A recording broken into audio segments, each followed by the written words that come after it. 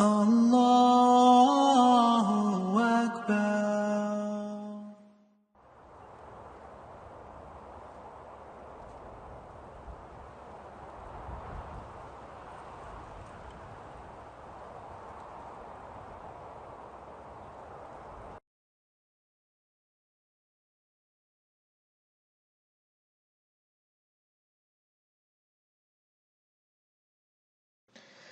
Alhamdulillahi Rabbil Alameen wa salatu wa salam wa Sayyidina Muhammad wa ala alihi wa sahbihi ajmain wa man tabi'ahum bi ihsan ila yawmiddin. Alhamdulillahi alladhi hadana li hadha wa ma kunna linahtadi lawla an hadana Allah wa innal asdaqal hadithi kitabullahi ta'ala wa khayru hadi Muhammad sallallahu alaihi wasallam wa sharral umuri muhtatatatuha wa kullu muhtatatin bid'ah wa kullu bid'atin dalalah wa kullu dhalalatin fin nar.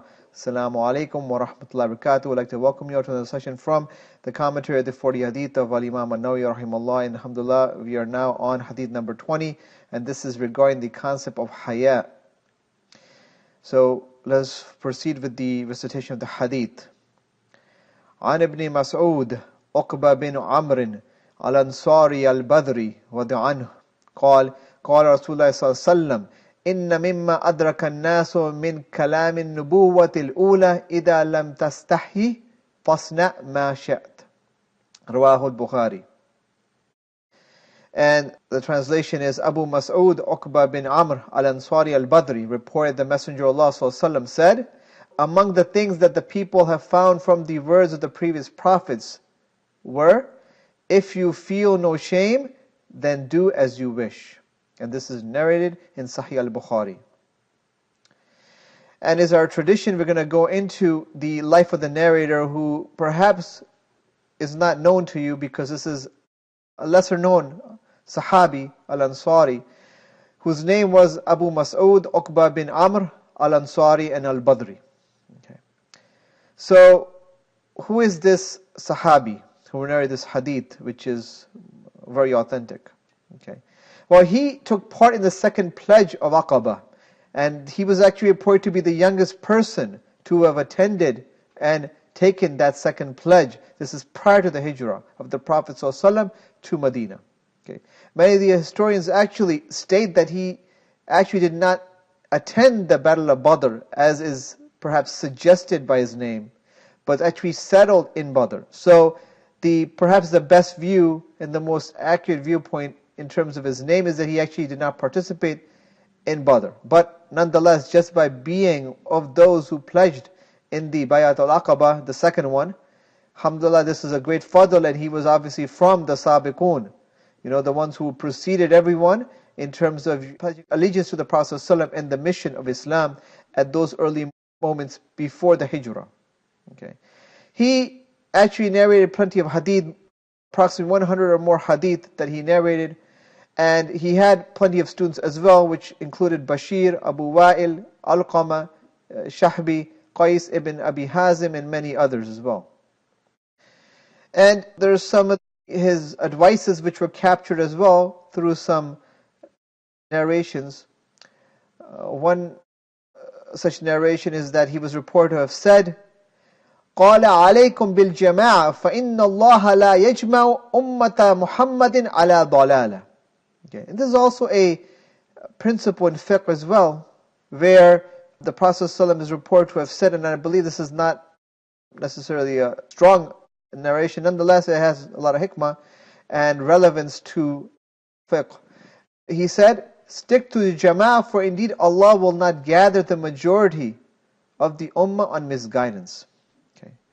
This Sahabi Abu Mas'ud Uqba, he also stood by Ali during the fitna and also lived in Kufa. He was the governor of Kufa during the Battle of Siffin when Ali Wada'an was there in battle. So he was basically governing Kufa at the time. Okay.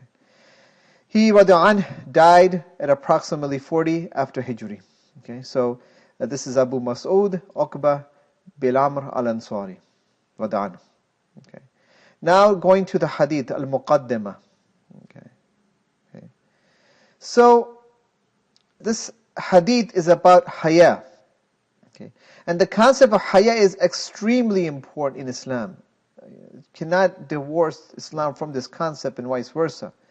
One should always behave in front of Allah subhanahu wa ta'ala, when alone or in front of others, in the same manner as if he behaves, for example, if there was someone very important present. So, for example, if the president of your company, or the governor, or even the president of the country, or any other country, or the king were to invite you, think of the etiquette you would have. Think of how you would dress. Think of the mannerisms which would be there. Every little action you would be guarding. In fact, you would be doing a lot of preparation. However, it is even more important. If not, you have to be better in your behavior before Allah subhanahu wa ta'ala. And that's why, we have the Salaf and the Sahaba and Muhammad sallallahu alaihi wasallam and all these, the best of mankind, look at their behavior before Allah subhanahu wa ta'ala when they were doing the salah. Because this is the connection, this is the meeting with Allah subhanahu wa ta'ala. They used to actually look forward to this meeting, unlike most of us today, where it's unfortunately a burden. But anyway, so haya, this concept, our behavior should be much more so towards Allah subhanahu wa ta'ala than someone who is very important. Okay. Now, going to the concept of haya in terms of linguistics, translation-wise, it can mean modesty. Of course, that's what most people understand haya to be modest, to have bashfulness, to have shyness. And the word haya actually is derived from haya, which means life. So implicit in the meaning of this beautiful word is that a person without haya is like a dead piece of flesh, a dead person. Okay. So this is what infuses life into our action. This is part of the insani quality, adami quality, that you have to have haya. Okay. And unfortunately we're seeing in today's society that this is completely being denigrated, and the opposite is being extolled and encouraged. Okay. Even in the Muslim world, unfortunately. Okay. So the essence of haya, it actually stems from the heart. It comes from the heart. Okay. So sometimes, however, we have haya which is natural, because Allah subhanahu wa ta'ala, we are born through in the fitrah, and we have certain mannerisms and demeanor which come from natural haya, or most of us at least hopefully should still have them. So for example, to be shameful if you lie, to cover yourself, your nakedness, this is part of haya. This is the thing we're born with. Okay. And sometimes, however, because of culture, because of bad upbringing, perhaps because you're surrounded by evil, that you have to actually go back to this original haya and seek it out and work to increase the haya as well. So there's two different types, natural, and there's also acquired haya as well. Okay. So Islam, it encourages and treasures haya as one of the most important characteristics that a Muslim can have. Imam Al-Nawawi rahimahullah himself states that all of Islam circles around this hadith. Okay.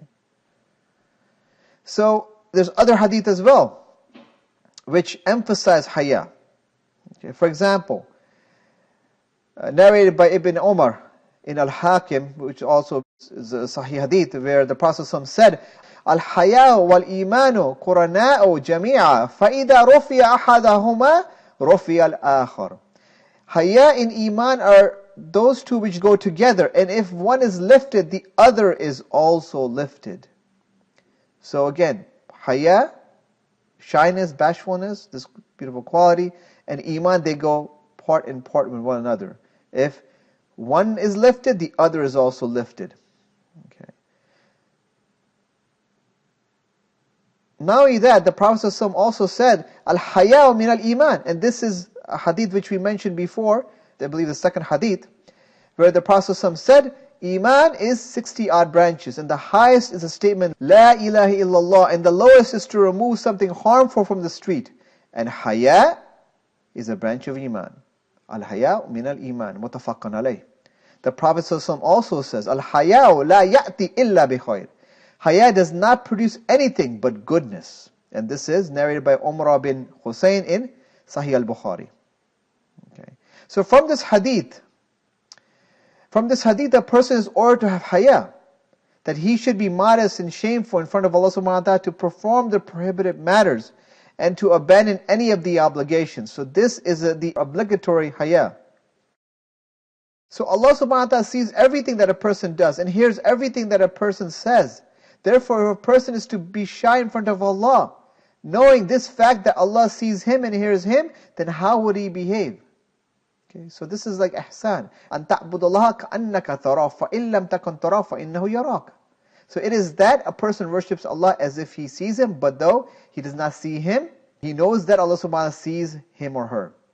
Okay. So we have, unfortunately, a different type of haya going on, which, for example, people know that, like the Muslims, for example, they know that engaging in illicit relationships is haram. They know that to avoid the prayer, not to pray, is haram. And often what they would do is they would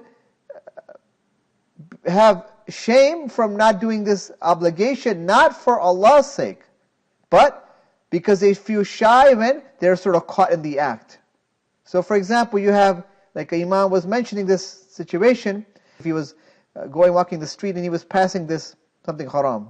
He was passing this club, a long line of people who are trying to get into a club, where there's basically a place of shayateen, dancing, khamar, drugs, women, illicit relationships. The most haram of the haram places are basically these clubs.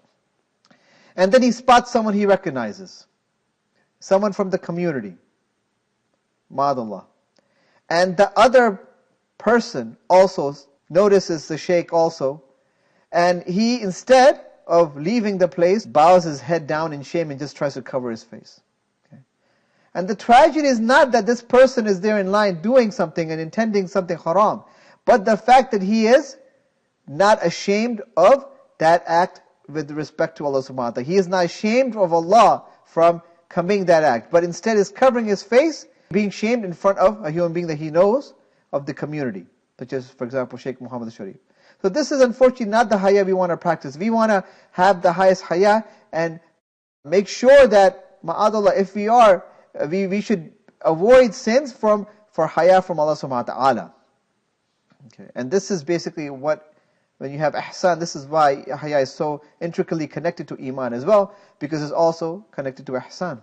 So looking at the text of this hadith, the Prophet ﷺ says, إِنَّ مِمَّا أَدْرَكَ النَّاسُ مِنْ كَلَامِ النُّبُوَّةِ الْأُولَى. Okay.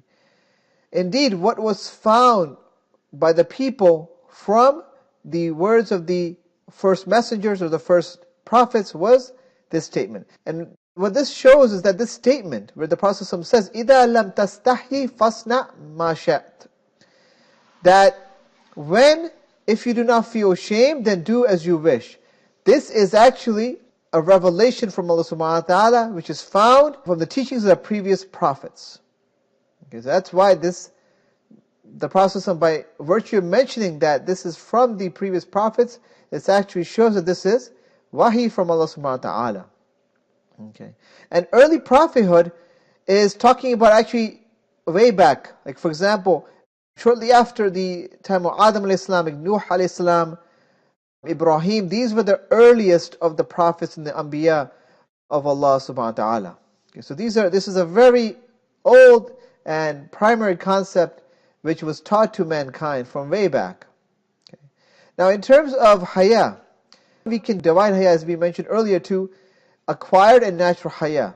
Okay. So the modesty that every human being was born was through fitrah. Okay. An example of natural haya is of course in the need for people to cover themselves. Okay. Because again, nakedness is something which in general all people are ashamed of. Okay. So this is a natural haya, for example, the awra. Okay. And on the other hand, the acquired haya is attained from awareness and realization that Allah subhanahu wa ta'ala is al-basir. He sees all. Okay, so knowing Allah subhanahu wa ta'ala's attributes as well. And knowing that whatever is disallowed in Islam, this is actually, you should be ashamed of doing those type of actions because this is something which is a transgression against Allah subhanahu wa ta'ala. And whether you realize it or not, it is something which should increase your haya. So going forward, where the Prophet says, إِذَا لَمْ تَسْتَحْيِ فَاصْنَعْ مَا شِئْتَ. What about this profound statement? Okay. Well, there's different interpretation of this statement. And actually there's three general opinions regards to what this means. So when you have no shame, then do as you wish. Okay. And again, this is from Jawami al-Kalim, where the Prophet, by virtue of making one statement, there's different opinions which are in synchrony with them, and they just increase the wisdom we can extract from the prophetic statements of the Prophet ﷺ. Okay, so Imam Ibn Rajab, who is one of the foremost in the explanation of the 40 Hadith of Al-Nawawi, he points out two interpretations according to the early scholars. Number one is that this statement actually is a threat. So if you have no modesty, then do whatever you wish. This is actually also similar to the statement in the Quran Kareem, where Allah subhanahu wa ta'ala says in Surah Fussilat, ayah 20, إن الذين يلحدون في آياتنا لا يخفون علينا أفمن يلقى في النار خير أم من يأتي آمنا يوم القيامة اعملوا ما شئتم إنه بما تعملون بصير. So Allah subhanahu wa ta'ala says, verily those who turn away from our ayat are not hidden from us. It is he who is cast into the fire better, or he who comes secure on Yawm al-Qiyamah. Do what you wish. Okay, do what you wish. اعملوا ما شئتم. Verily he is all seer of what you do. So here this is a threat of Allah subhanahu wa ta'ala, similar to when the Prophet says, Fasna ma shat, do what you wish. Okay. So the second opinion, however, is that it is not a threat, that it is actually used as a criteria on deciding whether one should do a certain action or not. So here you use your sensibility. Your haya actually will decide whether you can do something or not. Okay, so again, you're basically consulting your heart. And if your heart is in agreement and there's no shame, then you use that to allow you to do that action that you were thinking of doing. So again, we mentioned this again before because we had a couple of hadith on using the criteria, for example, our heart. But of course, the caveat is that you have to, of course, be salih. You cannot be corrupted. You have to be someone who is righteous. And then, of course, your heart by nature, right, will be righteous and it could be trustworthy. Okay, so the command here is to indicate permissibility. This is the opinion also Imam Ahmad al-Hanbali, Imam Ishaq, and also An-Nawawi. Okay. There's also a third opinion, which is given by Ibn al-Qayyim. And he is of the opinion that the command is not about the permissibility, but rather it's a statement or a matter of fact. It means that if a person does not have any modesty, then there's nothing to prevent him from doing anything. And unfortunately, we're seeing this rampant in this society of modernism, of free will, where basically whatever they want to do, they do. There's no barrier. There's no barrier, and this is why, unfortunately, the modern times filled with, anywhere we turn or look, we hear or we see fahsha. So haya is actually one of the most important factors that keep a person from committing a sin. And if a person has no haya, then he can perhaps literally do any evil. Okay, so this is a very important criterion. And we see how, again, all these three opinions go in sync with one another from three different dimensions. SubhanAllah, again, Jawami al-Kalim. And it is also seen in the balagha on the Quran Kareem as well. Very frequently, just consistently in the Quran Kareem. But also, may you statements of the Prophet ﷺ also have this important attribute in terms of the depth of the wisdom that we can extract from just even a few words. SubhanAllah. So again, expressions of haya. Okay. And as mentioned by Sheikh Jamal Zarabozo, there's different ways in which we can have haya, which will increase us in terms of applying this in our lives in different facets. So number one, haya towards Allah subhanahu wa ta'ala. Of course, a Muslim should be ashamed to have Allah subhanahu wa ta'ala seeing, hearing, and knowing that his servant is doing something which is haram and unlawful. Okay. And this is specifically, especially when the Muslim is alone and out of view of others. Because if an abd doesn't have the haya, then he is basically disregarding Allah subhanahu wa ta'ala in a sense. Okay. So this awareness of Allah subhanahu wa ta'ala should increase ourselves in terms of haya towards Allah. Okay? Because this also is reflective of our sincerity to Allah subhanahu wa ta'ala. Because if we're doing sins in secret, while openly we are not doing sins, and there's something wrong with us. We have to do the same degree of actions as we mentioned from the first hadith, in secret and also in the open. Okay. And this basically is a litmus test for ikhlas. The next thing is having haya towards the angels. And this is important because we have to know and realize that the angels are recording everything that we do, whether good or bad. Okay. So when you're doing something bad, you know that the angel is recording it. And what about towards humans? Well, this also prevents us from doing many different actions. Okay, it prevents us from doing indecent things, and sometimes even things which are makruh. Okay. So, and this is natural. I mean, of course, there will be a contradiction if you're not also having haya towards Allah subhanahu wa ta'ala, as we mentioned. But this is also an important factor which prevents us, it deters us from doing things which are evil. Okay, so a Muslim should feel ashamed to have other people witnessing him doing an unlawful action. And this shame is something which keeps us away from sin. Haya towards oneself also. That natural shame is the reaction after committing a sin. Okay, so if he realizes that this haya level is low, then he should improve himself by increasing the remembrance of Allah subhanahu wa ta'ala, doing more ibadat, and being more close and being with those who have haya and who have excellent character. So if you're around those who don't have haya, then of course it's going to rub off on you as well. Okay. And as we mentioned, that in today's world, there's so many challenges to haya. All of us are born with natural haya. Okay. However, this natural tendency can be spoiled by the environment and also by false concepts which are out there. Okay. For example, people can be corrupted such that they can lose their natural haya and expose their aura without feeling shame, as we see in the West. And also sometimes even in the Muslim countries. Okay. So misuse of also this modern technology, the media, the smartphones, internet, can have a great negative and destructive impact on haya, as we are seeing and witnessing. So it is important to be cognizant that the modern culture, it is unfortunately greatly and continuously greatly denigrate and distort haya. It promotes adultery, fornication, it promotes immodesty in clothing and also other fawahish, to the point that even homosexuality is accepted. And this is again the denigration of haya. And we have to oppose this. If we have any good in us, if we have iman, if we want to strive towards ihsan, we have to realize this and completely turn away from the fawahish. And don't let that seep in and don't let that be accepted. So modern media, such as the entertainment industry, where the actors and actresses are so highly regarded. I mean, we have to realize that this is just a smokescreen of the shayateen. And the internet, they're all being used to taint and corrupt haya at all levels. So please recall that some of this we already discussed in hadith number 14. This great concept of haya should be promoted through all possible means and at all levels, by everyone, whether they are educators, teachers, lecturers, parents, and du'at. Okay. Because if haya is distorted, then iman would also be distorted as well. Recall the hadith, al-haya min al-iman. So if haya is weakened, then the chance of committing a sin also will be higher.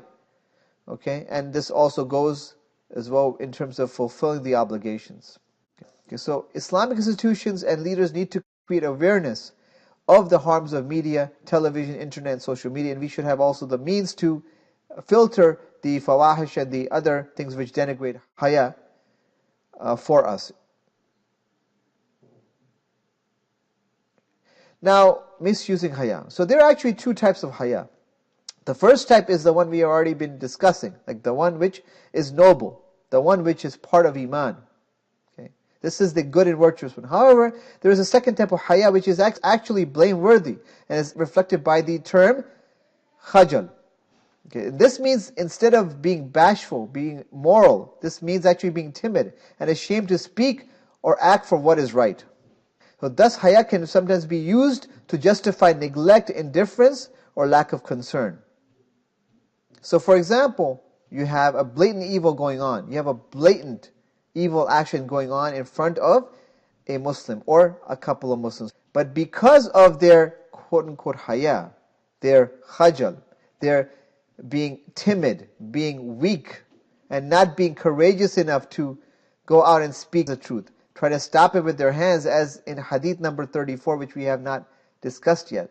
So if you're able to, you change a munkar with your hand. If you're not able to, by your tongue. And if you are able to do that, then with your heart, and that is the weakest of Iman. Okay.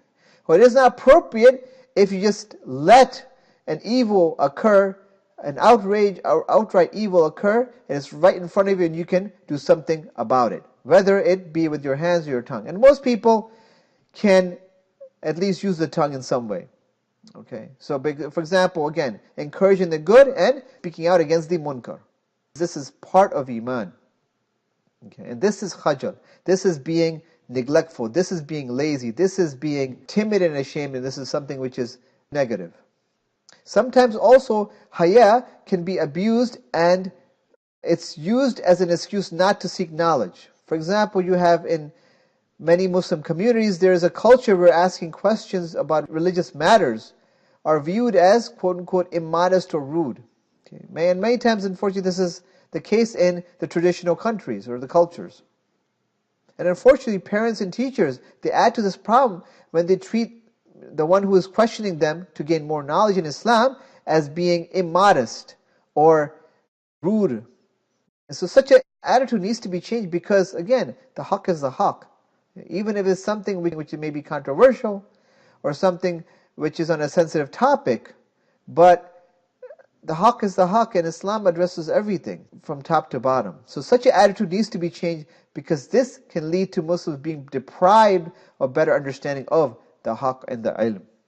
Okay, so haya can be used as an excuse for not doing good deeds, not gaining knowledge, and particularly, we have to encourage the society to do good actions. We have to, again, encourage the good, right, and forbid the evil. And this has to be done openly by everyone. And unfortunately, it is not being done. And this is why we have such a pathetic attitude where we have Muslims who just stand by while people are transgressed, while bad actions are happening.